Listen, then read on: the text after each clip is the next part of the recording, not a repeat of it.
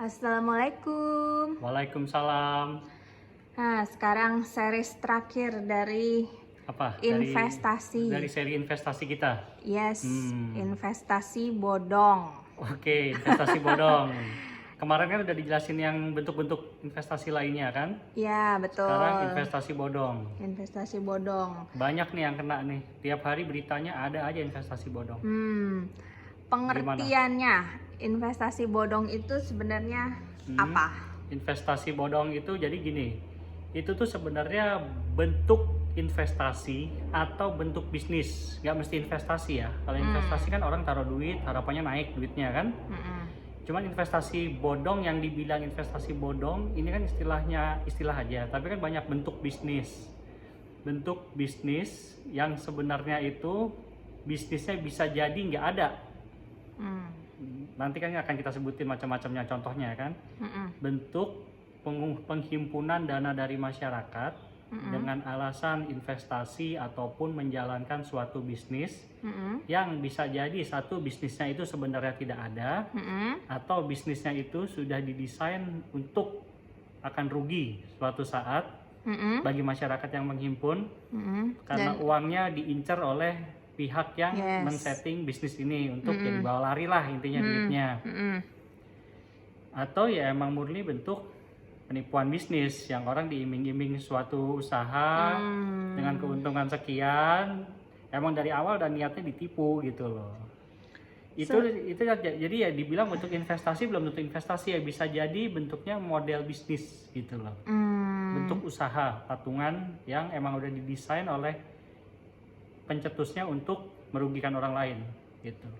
Iya, ini kan zaman udah makin modern, modelnya udah makin banyak macamnya investasi bodong. Ini berarti karena memang dia ada karena ada demand-nya juga ya. Betul, demand-nya ada gitu. Orang-orang yang mungkin kurang waspada gitu kan. Kurang waspada atau kurang edukasi dan tidak mengetahui apa soal beginian gitu loh.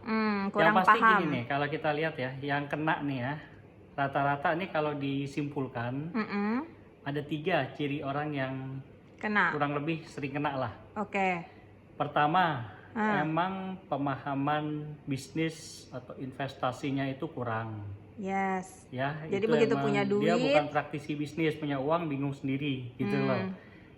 Terus kedua, nah karena dia pemahamannya kurang, kebetulan dia lagi pegang duit nih, ditawarin lah, gampang baik itu percaya sama temen atau sama keluarga gitu kan, diiming-iming suatu usaha, yuk ikut gitu loh. Gampang percaya ya. Jadi pertama kekurangan pengetahuan, kedua diiming-iming, ditawari oleh teman atau keluarga kan. Kalau yang nawarin teman sama keluarga, dalam hati dia masa sih gue ditipu gitu kan. Iya benar. Akhirnya dia ikut. Dan ketiga ya ini emang apa ya, greedy gitu loh, emang pengen cepet kaya, serakah gitu. Yang kena itu yang kena gitu loh. Rata-rata yang ciri-cirinya kayak begitu. Iya. Dan sebenarnya gini, penipuan atau investasi bodong, yang disebut investasi bodong ini kan banyak jenisnya kan. Bisa jadi orang nggak ngira dia ini yang dia lagi ikutin ini investasi bodong atau bisnis bodong yang merugikan. Contoh-contohnya apa aja sih? Contohnya gini, kalau ini menurut gua ya, kalau gua rangkumin ya, satu itu tuh emang murni investasi yang bentuknya tuh penipuan. Dari awal pencetus investasi ini emang tujuannya mau nipu. Mau bawa lari duit orang. Contohnya banyak kan tuh yang kayak arisan berantai, arisan online atau berantai kan, arisan banyak tuh bodong. Sering berita ibu-ibu udah pada ngumpulin duit arisan, bandarnya terus bandarnya kabur gitu, rumahnya bandarnya ngontrak di situ gitu. Itu masuknya investasi ya? Arisan model bisnis ya benar-benar. Ada juga koperasi, kan sering di daerah-daerah orang taruh duit di koperasi ini. Karena prinsipnya koperasi itu kan bank yang tidak berizin kan, bank yang skala kecil kan. Diiming-iming di daerah-daerah gitu kebanyakan. Yang gak usah daerah yang jauh-jauh banget lah, di sekitar Jakarta juga ada. Kayak di Depok apa kan belum lama kejadian. Orang diiming taruh duit di koperasi ini, di koperasi A gitu misalnya, dengan diiming-iming nanti dikasih bunga 10% sebulan atau berapa. taruh lah semua duit di bunganya koperasi yang sini. nggak masuk akal lah ya. Iya, terus tiba-tiba koperasinya tutup, bye-bye udah. Udah nyangkut semua duitnya. Terus orang-orang pada datengin ngumpul di depan situ demo, taunya kantornya udah kosong. Iya benar. Terus juga ada banyak lah bentuknya, ada edisi cash. Iya, edisi cash baru tuh ya. Baru belum lama lah beritanya 1-2 hari ini muncul. Apa tuh Terus ada koin? yang apa kripto juga ada yang duit dibawa lari. Terus yang paling konyol nih satu, penggandaan uang. Dukun gandain uang nih belum lama kejadian lucu banget di Bekasi. Bukannya udah lama tuh, siapa tuh Ya, yang dulu 2-3 bulan lalu ada yang udah masuk penjara juga orangnya. Bayangin Keluar dari orang gandain kantongnya. duit. Ini nih paling lucu di Bekasi nipunya. Orang ngaku dukun, dia bisa gandain duit. Padahal rumahnya pun masih ngontrak, dianya pun masih miskin. Ya kalau orang bisa gandain duit, masa Kenapa dia nggak kayain iya, dirinya dia kayain sendiri aja dulu? diri sendiri dulu. Ini satu contoh yang bener-bener nipu. Hati-hati, ini penipuan. Yang kedua, bentuk bisnis. Ini yang aku bilang tadi, bentuk bisnis dia tuh skema Ponzi, segitiga Ponzi. Ini nih ya yang di atas cari dua kaki harus cari lagi kaki. Jadi kakinya kan ada uang masuk ke sini buat dia gitu loh. Dan tidak ada barang yang diperjualbelikan ya. Soalnya kan kalau Beda sama MLM. kalau Kalau MLM kan ada masih barangnya, ada barangnya jelas. tuh. Paling nggak duit kita jadi barang gitu loh. Kalau kita nggak bisa cari di online, ya udahlah kita pakai produknya gitu kan. Ini nih bener-bener nggak ada barang atau jasanya belum diberikan. Contohnya umroh itu kan skema Ponzi.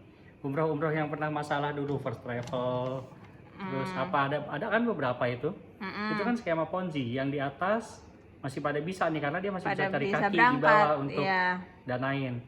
Nah semakin lama kan ini akan jenuh.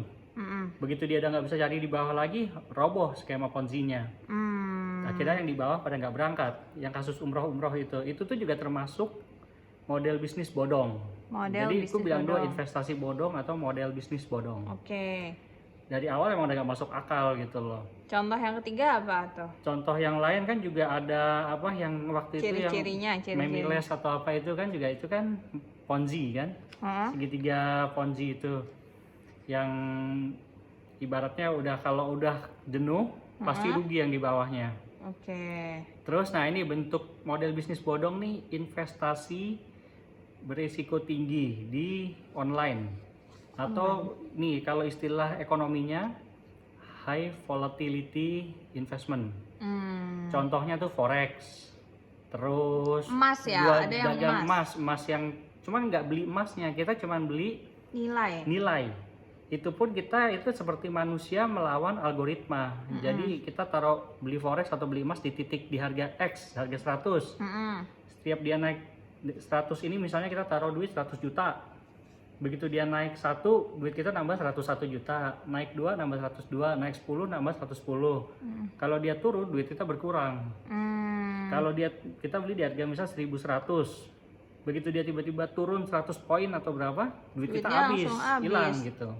Iya. Nah, udah banyak tuh yang lucu malah ada yang udah turun terus nih tambahin lagi, nanti akan naik lagi, diiming-imingin lagi. Diiming-iming sama agen penjualnya, iya kan?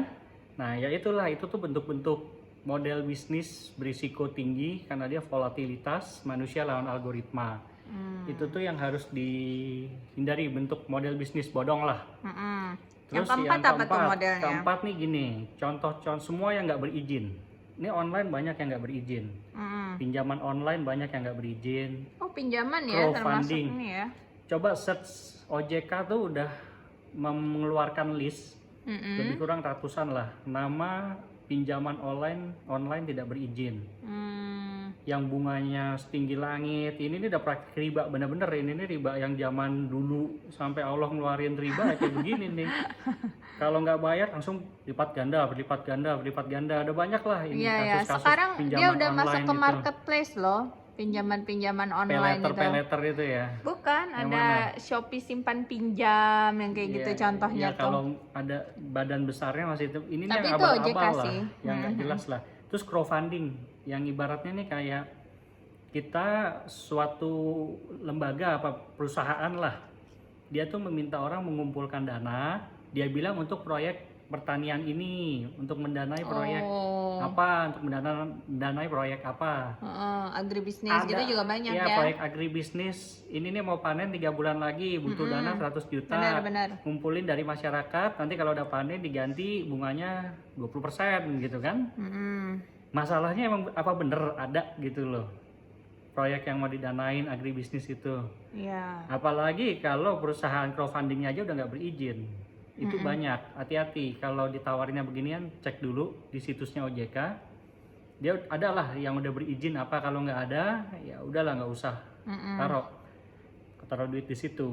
Oke. Dan juga satu lagi emang ada unsur korupsi di situ. Maksudnya gimana Ini korupsi? kejadian di asuransi lah, kayak asuransi BUMN yang kemarin itu loh, Jiwasraya, AJB Bumi Putra, terus Sabri. Itu banyak juga kan yang merugikan. Jadi kenapa ada korupsi? Unit link nih, nah ini unit link juga lagi rame, lagi banyak. Kemarin gue baca berita 2 juta nasabah asuransi unit link mencairkan produknya karena nilainya turun. Oke.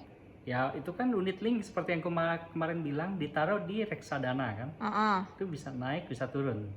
Tergantung reksadana itu duit yang dihimpun ditaruh di instrumen apa, dibeliin saham kah, di obligasi negara kah, obligasi perusahaan kah. Nah ini kan lagi pada turun. Nasabah yang panik, dia buru-buru cairin, cut loss gitu istilahnya. Atau bisa jadi ya dia lagi nggak ada kerjaan, ya dia asuransinya tutup dulu lah, ngurangin beban pengeluaran kan. Cuman kita ngomong dari soal investasi ini nih. Nah di kasus-kasus yang duitnya hilang sama sekali, contoh Jiwasraya ini kan korupsi kan, udah pada ketangkep gitu kan. Dia menghimpun dana dari masyarakat, dibentuk suatu produk investasi. Di produk investasinya ini ada unsur korupsi, beli saham-saham gorengan, saham-saham gitu. Yang nggak benar, yang gorengan bandar, ada kong kali kong gitu loh. Jadi kayak misalnya gue bandar nih, pemilik perusahaan nih, lo beli saham perusahaan gue ya, nanti lo gue kasih villa berapalah gitu. Gitu. Nah ini saham gue goreng dulu biar tinggi, biar belinya di harga tinggi. Begitu di harga tinggi dia beli, habis itu udah drop. Gini, jadi gue naikin dulu, begitu dia beli mulai, kan yang dibeli kan saham gue kan. Udah lama-lama kan turun, udah nggak gue maintain, udah nggak ada lagi. Gitu. Jadi digoreng gitu loh. Ya itu kan ada unsur korupsi kan, jadinya masyarakat banyak kerugi. Nah di situ makanya kalau untuk asuransi nih ya khususnya, pilih yang bukan hanya bonafit tapi berintegritas dan profesional. Ya betul. Dimana orang-orang yang berintegritas dan profesional itu ada. Nah gua enak nih ngomongnya di sini, nggak semua yang gua tahu bisa gua ini. Kalau yang kemarin emang gua tahu itu ya berurusan sama kelompok kita emang nggak berintegritas lah gitu. Kita harus cari yang profesional, berintegritas, multinational company. Kuncinya di situ. Terus juga apa ya, ciri-cirinya nih? Ciri-ciri ya yang pasti satu, investasi bodong. Kalau kita ditawarin sesuatu yang too good to be true, terlalu bagus untuk jadi kenyataan. Keuntungannya dijanjikan besar untuk waktu yang singkat. Iya, angin surga gitu ya? Dibilangnya ditawarin angin surga gitu kan. Kalau cari duit gampang, semua orang kaya gitu loh. Iya kan, ini kan orang cari duit tuh susah. Makanya ada yang kaya, ada yang tidak kaya.